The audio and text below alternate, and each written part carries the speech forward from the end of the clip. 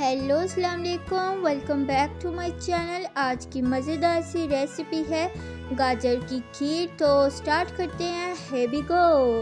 1 cup आपने गाजर लेनी है। आपने 4 अदद गाजर लेनी है मोटे साइज़ की। आप इसको कद्दूकस कर लें, फिर आप इसका पानी निचोड़ लें। और हाफ़ कप ही हमें कच्चे चावल चाहिए होंगे। आप इसकी जगह उबले हुए चावलों का भी इस्तेमाल कर सकते हैं। और अब हम इसमें हाफ़ कप ही चीनी का इस्तेमाल करेंगे और 1.5 लीटर दूध का इस्तेमाल करेंगे और 4 अदद आप सब्ज़ इलायची का इस्तेमाल करेंगे।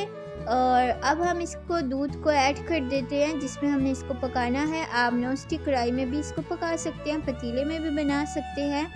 और फिर हमने 4 अदद इसमें इलायची ऐड कर देनी है और इसके बाद ही आपने शुगर इसमें ऐड कर देनी है। और शुगर डालने के बाद आपने इसको बहुत अच्छे से हल कर लेना है। और फिर हम इसमें कद्दूकस की हुई गाजर ऐड कर देंगे और गाजर डालने के बाद आपने इसको अच्छे से मिक्स कर लेना है और इसको आपने पकने देना है।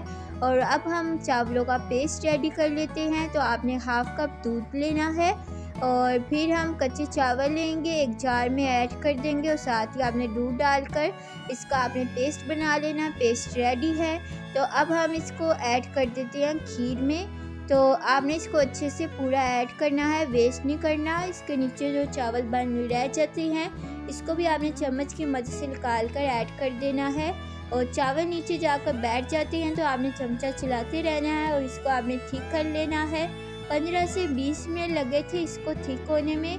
तो रेसिपी हमारी तैयार है। तो अब हम इसको डिश आउट कर लेते हैं। आप इसको बादाम के साथ गार्निश कर लें और बादाम के साथ आप इसमें अपना नाम भी लिख सकते हैं। और मेरे चैनल को सब्सक्राइब कर दें और बेल आइकॉन पर क्लिक कर दें।